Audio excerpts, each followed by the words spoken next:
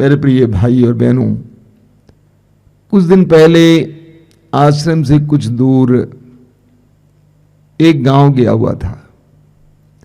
पहली बार उस गांव में जा रहा हूं और पहली बार उस घर में जा रहा हूं।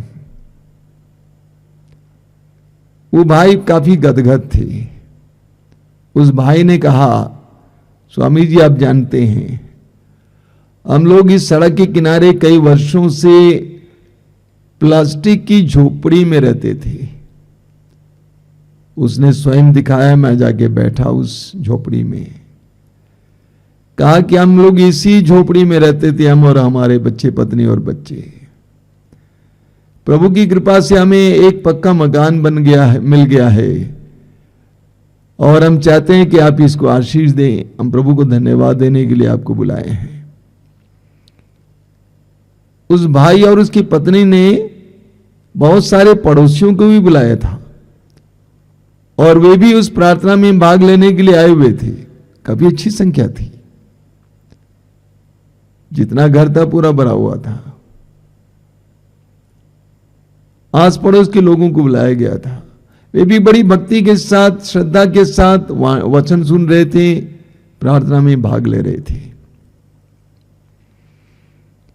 प्रभु ने हमें जो कृपाएं दी हैं, जो वरदान दिए हैं, उनको हमें दूसरों के सामने रखना अनिवार्य है। प्रभु हमारे स्वार्थ की पूर्ति के लिए कुछ नहीं देते हैं।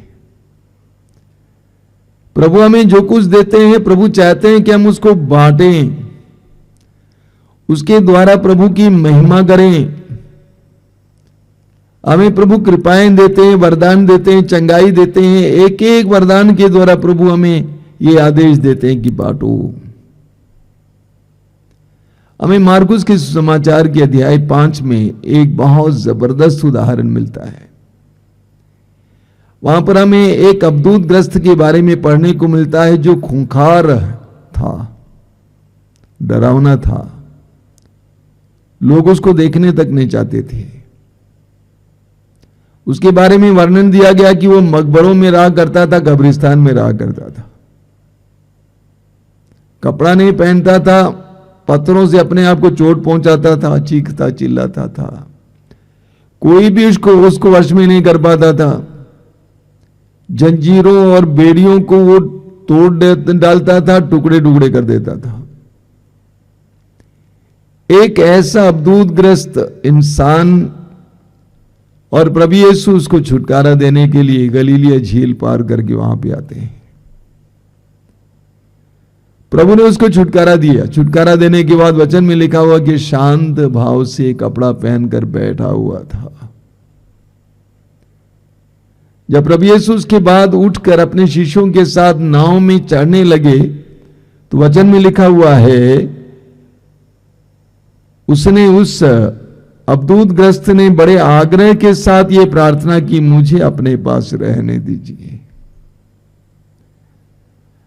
अवधूतग्रस्त ने प्रभु से कहा कि मुझे अपने पास रहने दीजिए। उसकी प्रार्थना स्वीकार करते हुए ईसा ने कहा, क्या कहा?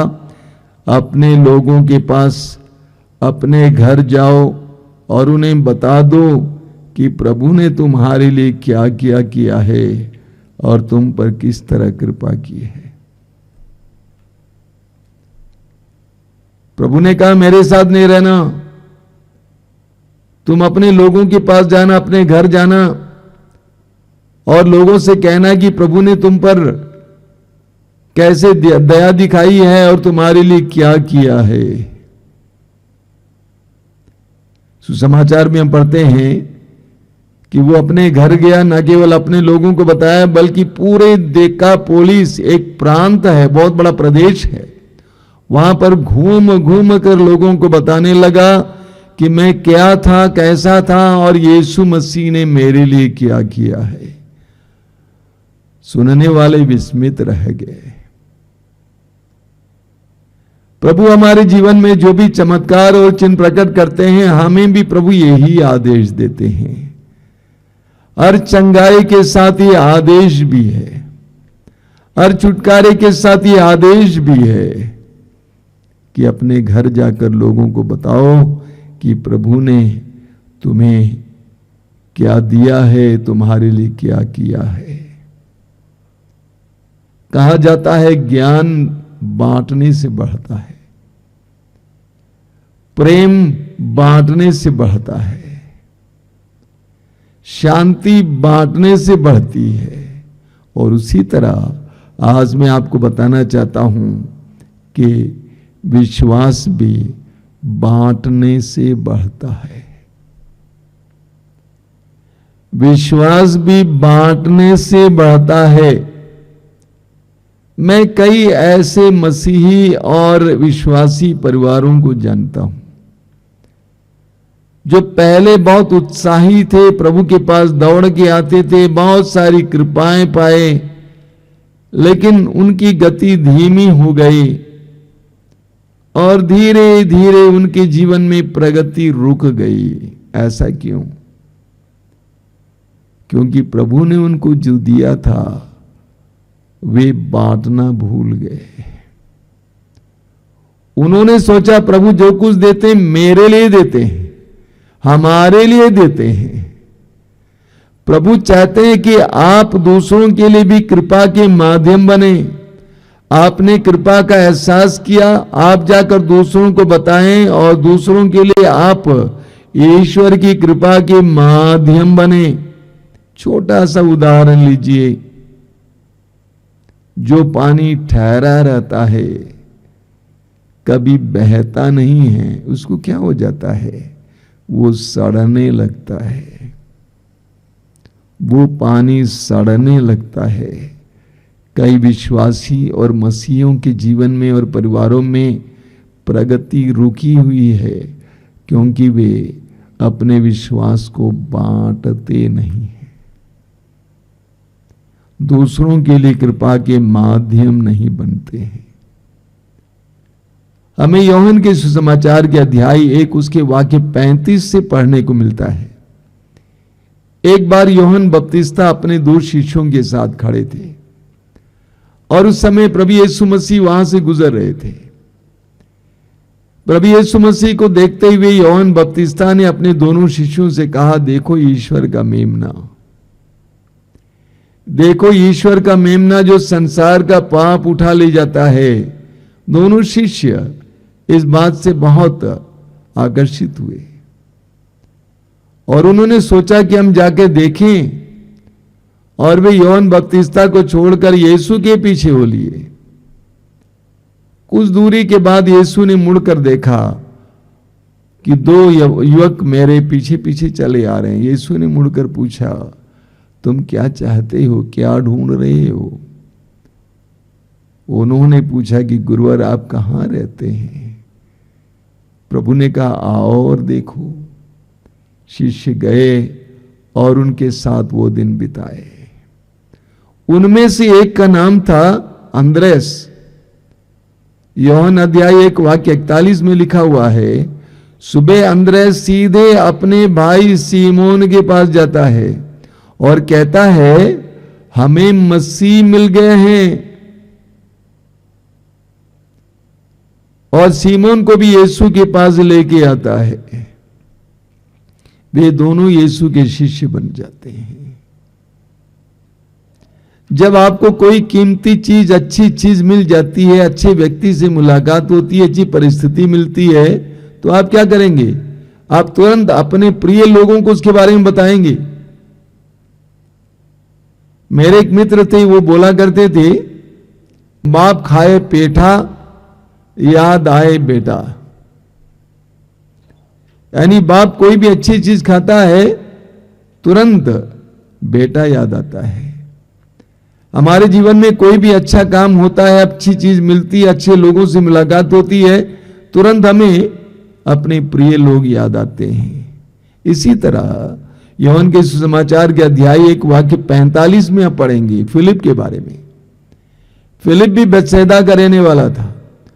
फिलिप ने यीशु से मिलने के बाद क्या किया?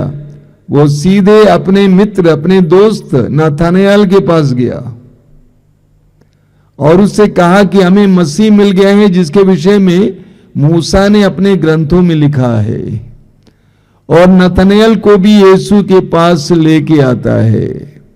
नतनएल भी यीशु के का शिष्य बन जाता है।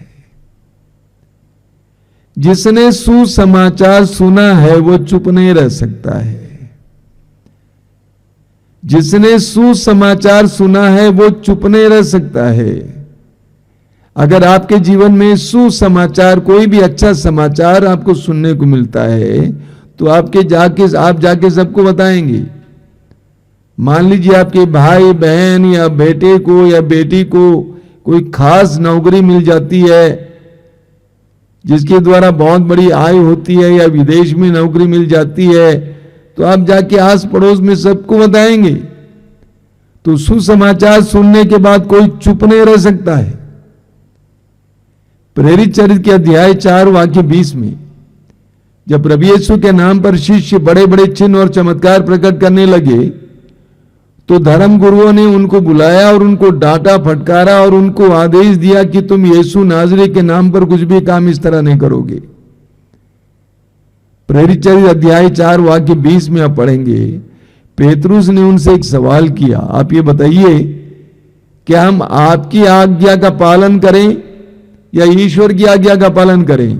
और आगे पेतरुस ने क्या कहा, हमने जो देखा है और सुना है उसके विषय में ना कहना हमारे लिए असंभव है। हमने जो देखा है और सुना है उसके विषय में ना कहना हमारे लिए असंभव है। हमें यूहन्ना के सुसमाचार के अध्याय 4 में पढ़ने को मिलता है एक नारी के बारे में। हम उसका नाम नहीं जानते हैं, लेकिन उसको हम समारी स्त्री कहते हैं क्योंकि वो रहने वाली समारिया की थी। उसके विषय में बताया गया है सुसमाचार में, प्रभु यीशु स्वयं कहते हैं कि उसके 5 पति थे और जिस पुरुष के साथ वो अब रह रही थी वो उसका पति नहीं था। एक ऐसी नारी जो दोपहर के समय पानी भरने के लिए याकूब के कुएं के पास आती है, उसका मुक्तिदाता, उसका उद्धारकर्ता यीशु उसके इंतजार में कुएं के पास बैठे हुए थे। नारी ने कभी नहीं सोचा था कि उस दोपहर के समय वहां पर कोई इंसान मिलेगा, इसीलिए वो दोपहर को आई थी। लेकिन यीशु उसके इंतजार में बैठे हुए थे। यीशु का उसके साथ वार्तालाप होता है। धीरे धीरे वो नारी यीशु को पहचान लेती है। सबसे पहले कहा आप यहूदी हैं, उसके बाद उसने कहा लगता है आप एक नबी हैं। अंत में उसको इस बात का एहसास होता है कि ये मसीहा हैं। वचन में यूहन्ना लिखते हैं कि उसने अपने घड़े को वहीं छोड़ दिया और वो नगर में चली गई जहां से वो आती थी। जाकर लोगों से कहा कि आओ देखो उस व्यक्ति को जिसने मुझे वो सब बता दिया है जो मैंने किया है। यूहन्ना अध्याय 4 वाक्य 29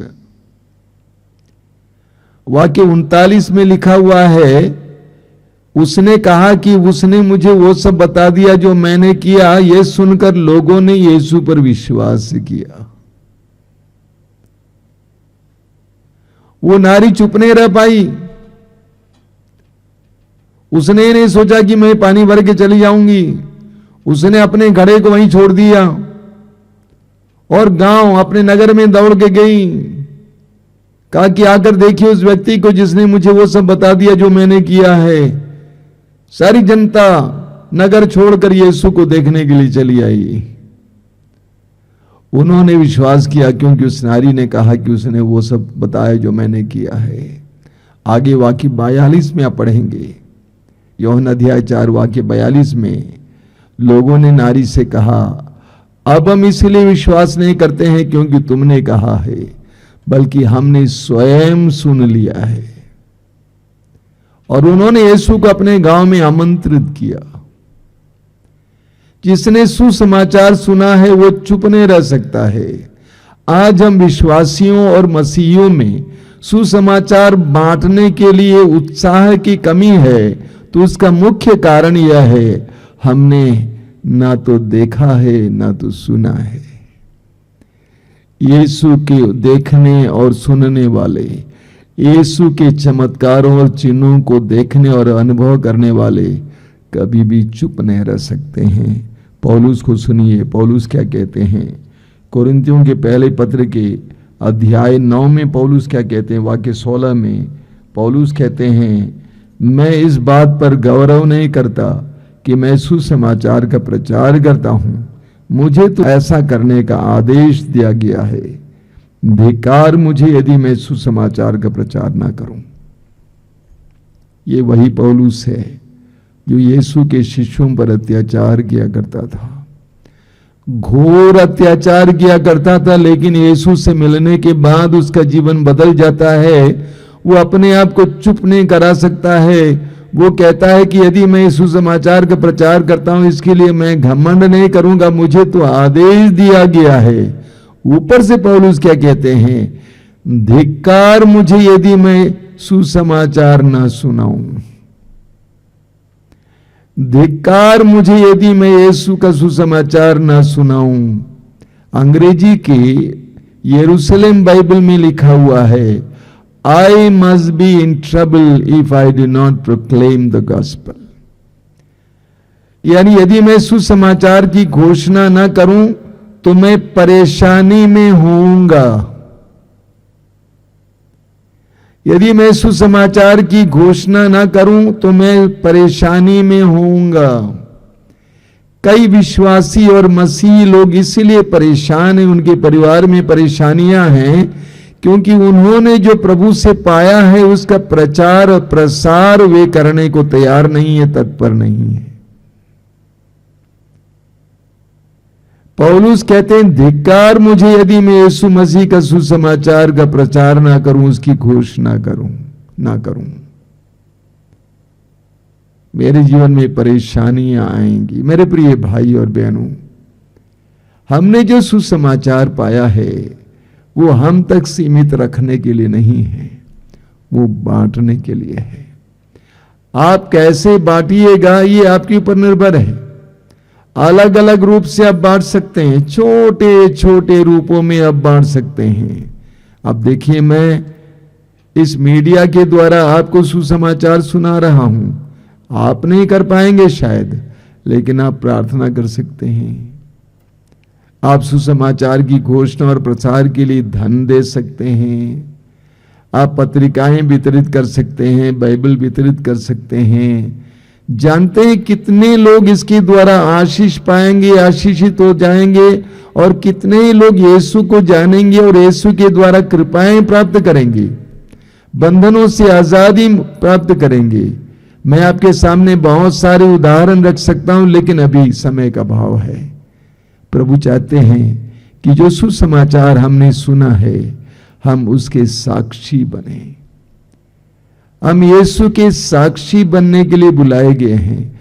हर मसीही, हर विश्वासी यीशु का साक्षी है। आइए हम प्रार्थना करें।